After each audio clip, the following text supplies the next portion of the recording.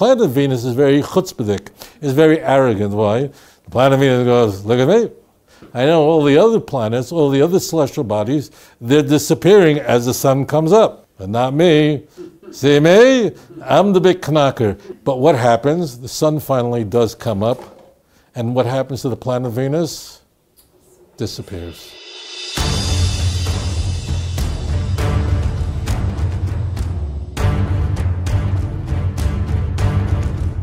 So Sefri Yeshayahu, the name of this prophet, means the salvation of HaKadosh Baruch Hu. He's never called Yeshai in Tanakh. Has striking similarities, as you can imagine. It won't surprise any of you sitting here this evening. It bears striking similarities to the Passover Seder. What comes into view on this auspicious evening? So the Passover Seder is very unusual. It's striking because there are competing ideas that are all there together on an evening which is more pregnant with Jewish customs than any other evening in the Jewish yearly cycle. We express, we look at, we experience the bitterness of times, the maror, the water that's salty, reminding us of the tears. But at the very same place, we're free men dipping in the water. We think about reclining and the poor man's bread. This all comes up throughout. It's impossible to appreciate freedom and liberation unless you have first experienced slavery and the challenges of destitution. Many of you have been with me on this journey through Sefri Yeshayahu. We have seen in its opening chapters, we know exactly who the prophet is addressing. Great kings like Uzziyahu. Yotam, his son, was a tzaddik. He was really the chacham, he was really wise. The great king Chizkiyahu, Hezekiah. Tanakh tells us he was the greatest Davidic king that ever lived and ever would live. Achaz, his father, was a very, very wicked king. Yet HaKadosh Baruch Hu saved them. Why? Because the Almighty, blessed be His holy name, had an IOU note to King David. In 2 Samuel chapter 7, it's a very striking chapter because it's one of the places in Tanakh where a prophet, a Navi, actually makes a mistake. This is important for us to know about. King David, a blessed memory, wanted to build the Beis HaMikdash. And he approached a great man, his name was Natan. He asked him, I think it's a good idea. And Natan was not responding, replying b'nevuah. He wasn't responding with Ruach HaKodesh. It just, in his view, it made sense that, of course, good idea, go ahead. Natan goes home, and HaKadosh Baruch Hu comes to him right away and says, no, run back to David and tell him we can't do that. He has a son, his son Shlomo, he will build the Beis HaMikdash. Be very careful with the Kates, with the end times. It has to be nevuah, it has to be prophecy, it has to be in Tanakh. It can't be somebody's just view. It has to be what does Scripture say. In fact, we had prophets at the very beginning of the Persian Empire, during the days of Zechariah, Haggai, and Malachi. We had Nevi'im at the time because there was a potential for a Mashiach, there was a potential for a Beis HaMikdash, and you needed Nevi'im. You can't just say, well, it has to be what does Tanakh tell us? What did the Navi tell us? So we have many examples of that. Daniel too miscalculated Jeremiah, and an angel Gabriel had to come to Daniel and explain to him, no. These two passages in Jeremiah chapter 25 verse 12 and 29 verse 10 are talking about two different tukufot, two different periods of 70 years. Two different times. They overlap, but they are not the same. And Daniel listened. And then the angel Gabriel outlined Jewish history for one of the greatest men that ever lived. Daniel was Mamash Tzaddik. Hashem called him beloved. And he was an extraordinary man because he had it all. How many people, he was a youngster, 14 years old. He was a genius, he was a giant. How many people are made powerful in government, made powerful in society?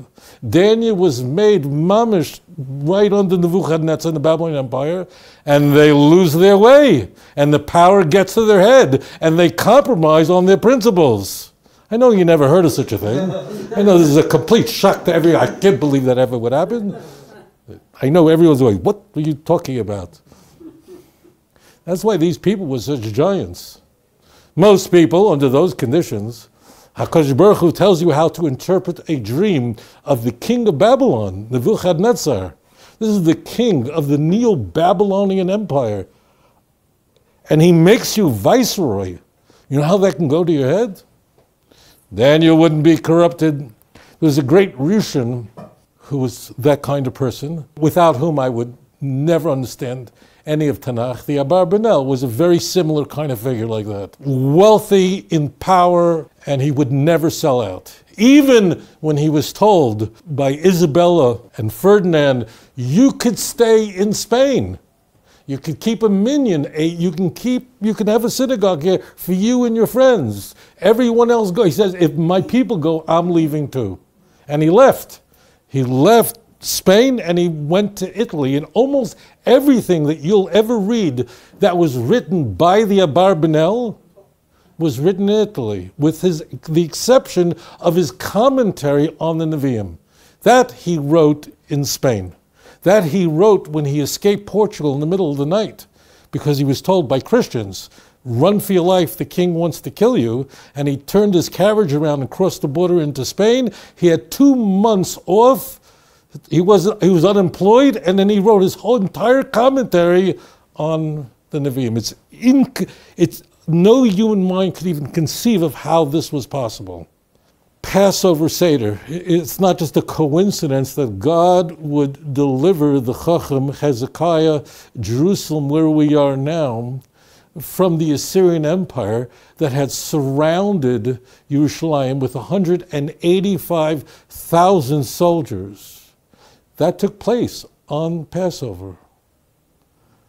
It's interesting, my dear brothers and sisters, listen carefully. The Passover Seder, the essence is telling over the Magid. The Torah says that you must discuss the going out of Egypt. Really, that essential feature of the Seder begins with what? Begins with the Halach Ma'anya. This is the poor man's bread. A passage that is almost entirely in Aramaic with a little bit of Hebrew interpolated at the end.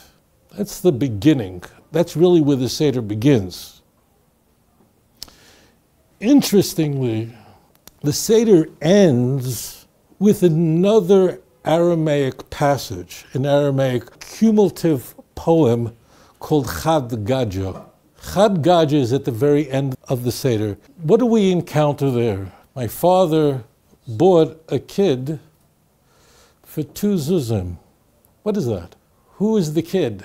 The Jewish people. Why 2 zuzim? Because the children of Israel received 2 tablets at Mount Sinai. But no one would ever leave that kid alone. Came a cat, attacked the kid, but then a dog came and attacked the cat. Then a stick came and beat the dog. Then the fire came and burnt the stick. Then the water came and put out the fire. Then the ox came and drank the water. And then the sheichet came, a slaughter came, and killed the ox. And at the end, V'osa and HaKadosh Baruch Hu came, and suddenly Hebrew. What's happening there? That's what we're going to be exploring tonight, is a story of Israel's enemies who come to attack us. It's a story about the Assyrian Empire that rises up against our people. We may look and say, is there any hope? At the time of the Assyrian Empire, Babylon was it's called a rump state. It was a state, but a minor power. The king of Babylon comes up. It's like, in Indonesia, there actually are today kings on certain islands. They're called sultans. And even though Indonesia is a republic, It says, sure, you want to run your island your way. Of course, everybody knows who's in charge, the Indonesian government, which is an elected government. But if you want to go on your island and run, you're going to be king, you're going to be sultan, go for it, knock yourself out. And the islands have different, there are some islands with a Sharia law. Fine, go for it, knock yourself out.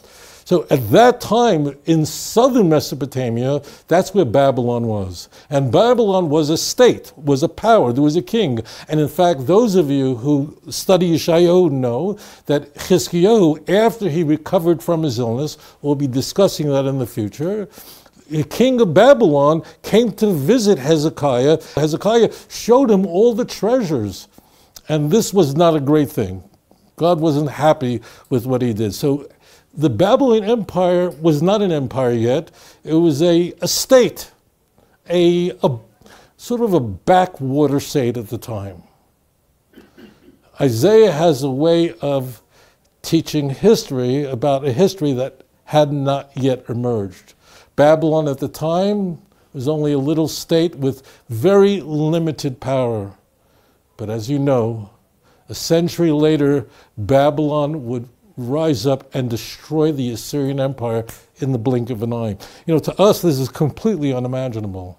It would be like someone would destroy the United States. You can't even imagine how a superpower like the United States, with all of its forces all over the world, how is that even possible? But in the blink of an eye, these empires just were destroyed. So although the Assyrian Empire, and we learned about this in Isaiah chapter 10, was filled with pride, that it was able to destroy the northern kingdom of Israel, carried them off in 3 waves, ultimately came up against Jerusalem, and the army was destroyed. But Yeshayahu tells us, you see the Bavel, they're going to be destroyed as well. And Daniel chapter 7, the same things come into view.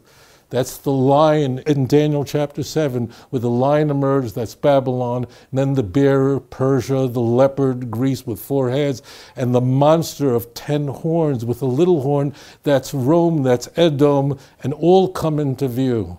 At the Seder, what do?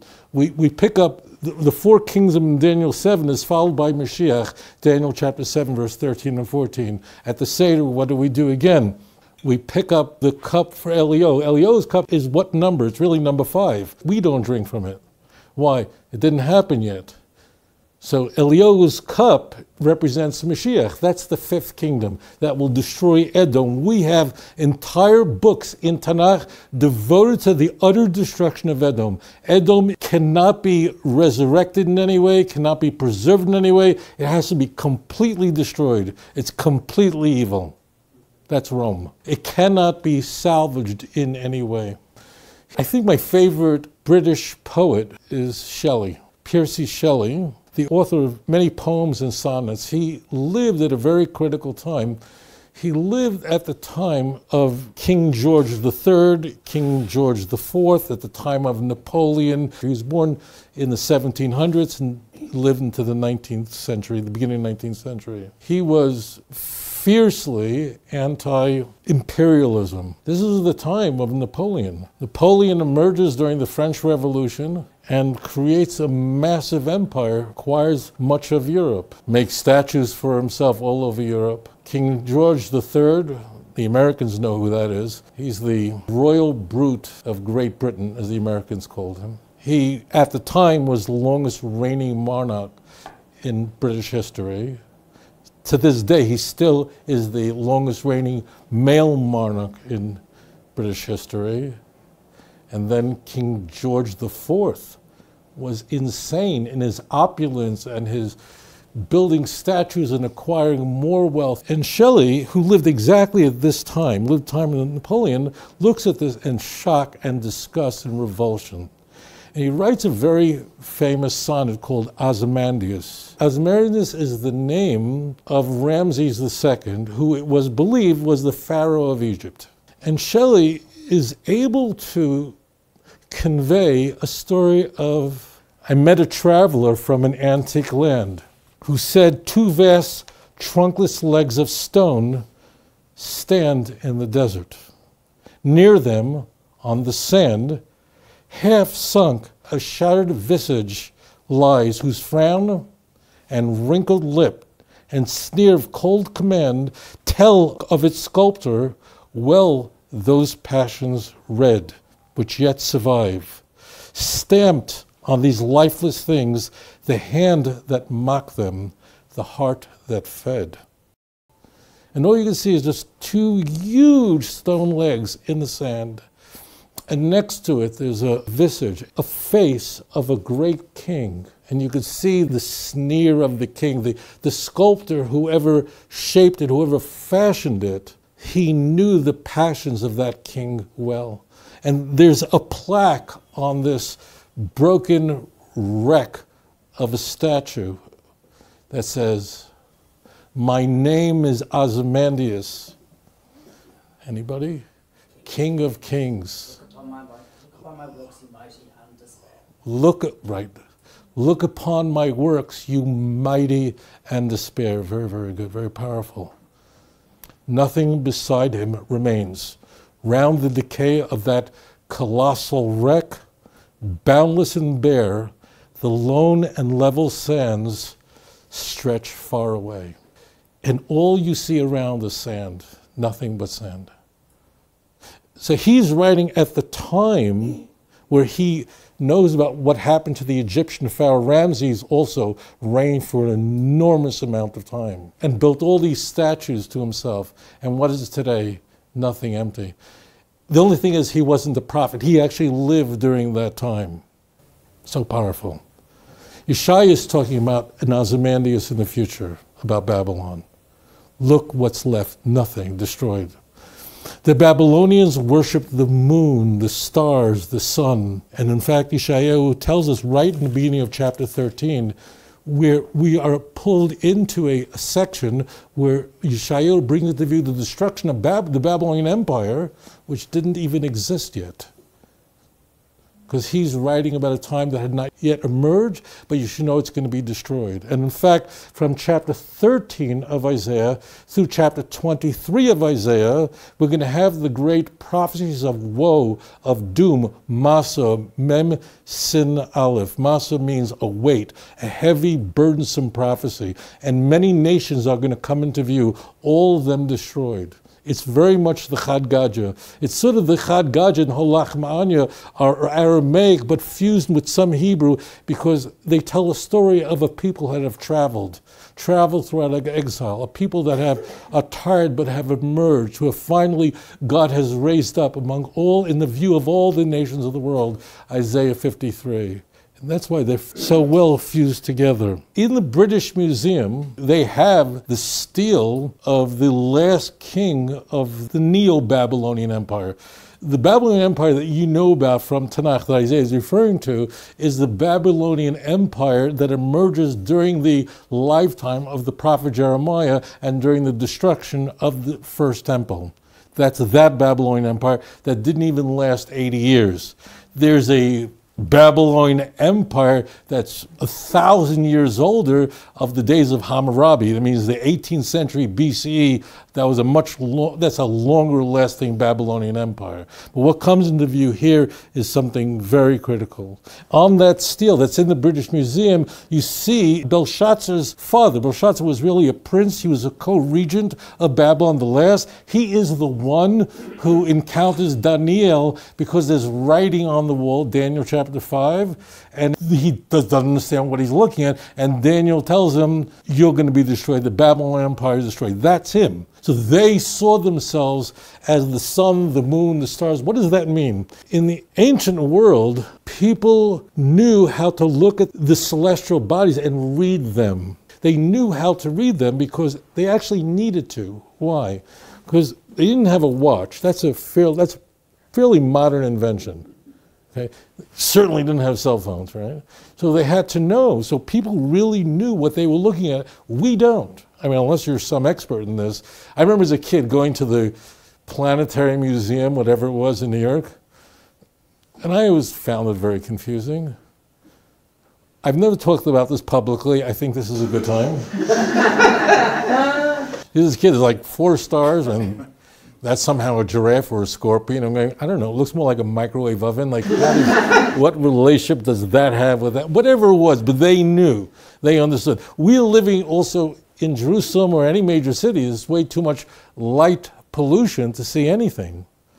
One of the things that was very striking in the ancient world was that the celestial bodies move with perfection. You could predict exactly what would be, where it would be, when it would be. It was all perfect. Yet the world around them that they saw, what did they see? They saw broken bodies. People died fairly young.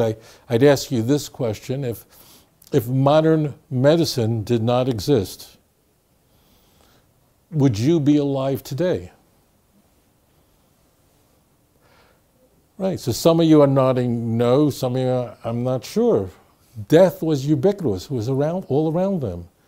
People who were healthy suddenly died. They knew nothing about microbiology. They didn't understand any of that. So it was just inexplicable. A perfectly healthy woman, and suddenly she was gone. Things were broken all around them here, but in the celestial bodies it was just perfection. And they saw that as a dualism. There must have been a higher God that ran the planets, whoever you want to attribute to. Zeus, the Roman Empire, Jupiter, and there were then lower gods. And these are the ones that ran our world, definitely a deficient God. Now, if those gods that ran the celestial bodies were perfect, if you wanted to convey that the sun and the moon are in me, if you wanted to be like Pharaoh who would say, I am a god, that's why your pictures of Jesus have like a sun behind him. Why is there the halo behind all the saints? That's the sun god. It's very ancient. It's much older than Christianity. And that's why Isaiah says, I'm going to shut that all down. And Babel is going to be completely destroyed. And Isaiah tells us in the beginning of chapter 14 that one of the signs of the coming of the Messiah is that there'll be a tremendous amount of converts to the Jewish faith. For Hashem will show mercy to Jacob. According to tradition, this is the second temple. That means the Jewish people will return after the building of the second temple. He will choose Israel again. This is Mashiach. And grant them rest upon their land. And the converts will connect to them, will join them, and attach themselves to the people of Israel. This is one of the signs of the Mashiach, is an enormous amount of conversion to Judaism. Here in Israel, if somebody wants to convert, the truth is you have to bang doors down. You have to get an exemption visa. It's very, very difficult. Today there are, I don't even know the numbers. What's happening? Why today? And the reason why this is so counterintuitive is that if non-Jews had any brains, after all, it was only 75 years ago that nations sought to destroy us. 1/3 of our people destroyed. As we're speaking right now, there are people who are trying to destroy Klal Yisrael right now. But God's hand is upon this land. That's why we're here. This is not the friendliest neighborhood. I remember once, I don't know which island, I think it was in the Bahamas. I was speaking at a big hotel called the Atlantis. I was the keynote speaker. And I remember just after the lecture was over, there were no flights going back to the New York area. So I was just walking around this area, and I'm just looking around, and I go, you know, this is Bahamas. They don't have a problem in the world. Like no one wants to bother them. They don't know. They have a dog. You know, imagine doing news talk radio in the Bahamas. You'd have nothing to talk about. A cat came and he ate a mouse, and the mouse ran. And like, what would you even talk about? It's so boring. Here it's lebedik. Everything is happening. Everything is going on. It's very. The Navi tells us are signs of Mashiach. The fact that people today, when all nations of the world are trying to destroy us, and that wonderful place on the east side of Manhattan, that big, tall building you see on the FDR Drive. What will we ever do without the United Nations? Every day they're trying to figure out how to destroy us. And people are saying, kicking down the door, and they want to be a Jew. And it's challenging. It's difficult. You have to really be committed to it. What's going on? When was there such a thing? The Christians are spending billions of dollars. They're trying to convert the Jews to Christianity. And every time they try like this and like this, will come in, I'll dress like a Hasidic Jew, and I'll dress like a Lubavitcher, and I'll dress like this, and I'm going to show them. And they're spending all day, everything they can, and here we have, the Jews are not trying to convert anybody, and this is one of the critical signs of Mashiach, and this also took place during the time of Ezra, where there was a tremendous amount of conversion to Judaism. It was a very critical time for Mashiach. Interesting, the concept of Satan in Christianity is something very striking. Satan is a malevolent, an evil creature and a free agent who is an enemy of God. In Christian theology, it's important to know that Satan is the chief blasphemer against God. He was a very, very high angel, but because of his arrogance, he went into rebellion against God, and he's the chief enemy of God. And he's an independent agent. When the Jews are called Satan, just a footnote here, it's really a rather sophisticated assault. When the Jews are called the children of the devil in John 8:44, what does that mean? From a Christian context, what the church is saying about the Jew is that the Jew really knows the truth but denies God and denies Jesus anyway. Very sophisticated claim. What they're saying is the Jews have 3 matzah at the Seder table. It's because we believe in the Trinity deep down, but we deny it anyway. Only the devil can do that. So when we are confronted with the charge of being a demonic people, of being a satanic people from the church, that's what they're really saying. Now this idea is completely opposed by Tanakh, by the Hebrew Bible. Completely opposed by the prophets of Israel, and Satan was created by God in order to give us free will. In Deuteronomy chapter 30, the Torah tells us, you should know it's not too hard, it's not too difficult. Keep the Torah, it's not in heaven, who will bring it to us, it's not over the sea, the word is near to you, that you can do it.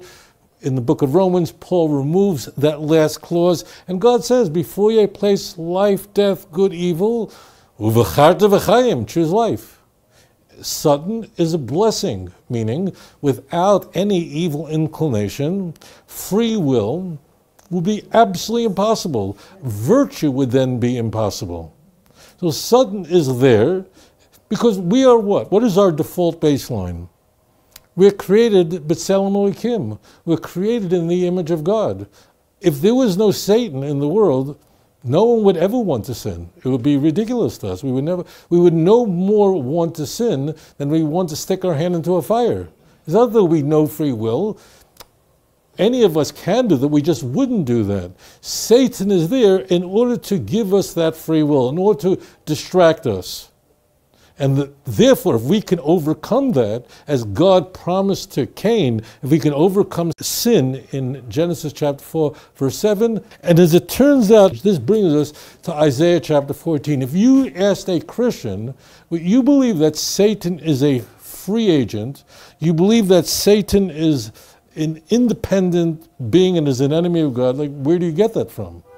Like in Tanakh, in Isaiah 45, verse 7, a little bit later on, Hashem literally says, I created evil. To you this may seem, of course, to the ancient world this was inconceivable. The ancient world could not understand these competing forces.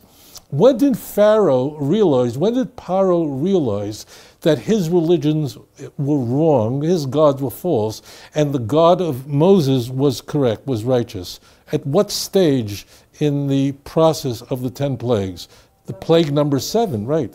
What did he see? Hail. What did he see? Ice and fire. Whoa, we never heard anything. Those two forces don't belong to him. We now know the science. We now know that the most plentiful element in the universe is hydrogen. We know it's all carbon. We know we're walking protoplasm. We know all this now because we have the science. They didn't. To them, this was absolutely inconceivable.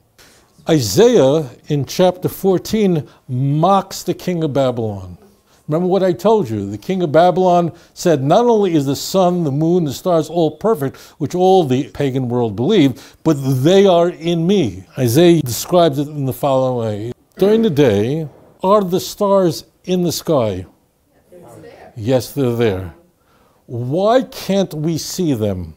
Because the sun is bright. Because the sun is very bright, exactly. So in reality, it's not that the stars came out. They're really always there, but because the sun's brightness is so strong, therefore all these celestial bodies disappear. We just can't see them anymore. But they're there, it's just the sun makes it impossible for us to see it. You got that all? Just a little, take a little further. What is the brightest celestial body in the sky at night? What's the brightest one in the sky? Venus, right, the planet Venus, brightest.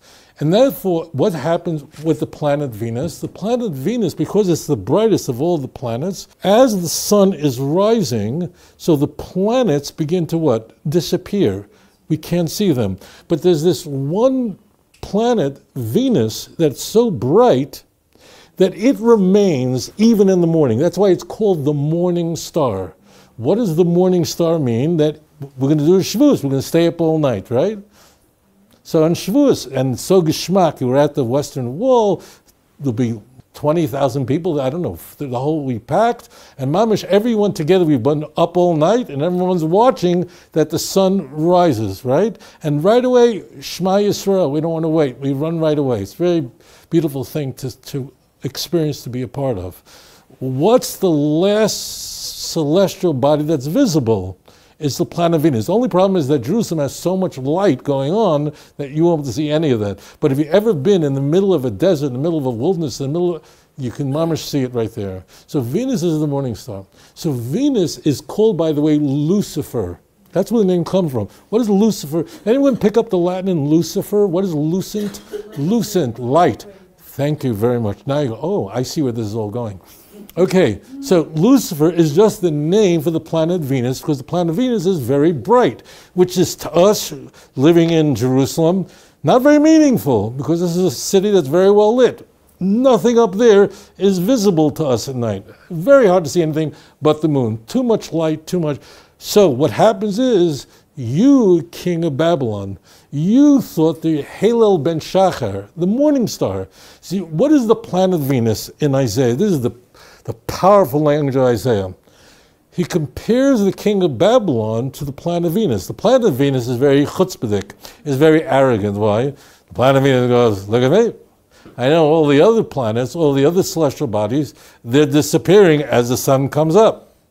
But not me. See me? I'm the big knocker. Everyone else you can't see, but me, give a look at me. But what happens? The sun finally does come up. And what happens to the planet Venus? Disappears. That's what's going to happen to Bavel. This is the prophecy of Isaiah chapter 13 and 14. This is written not lahavdo like Shelley, who's writing in the early 1800s.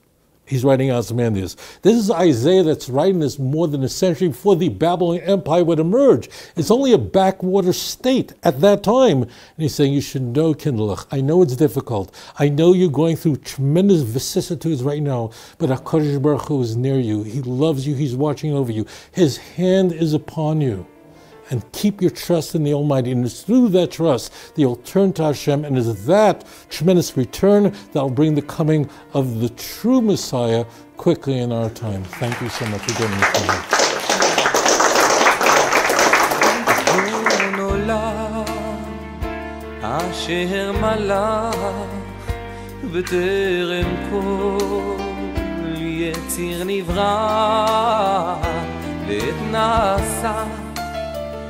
בחפצו כל אזי מלך שמו נקרא ואחרי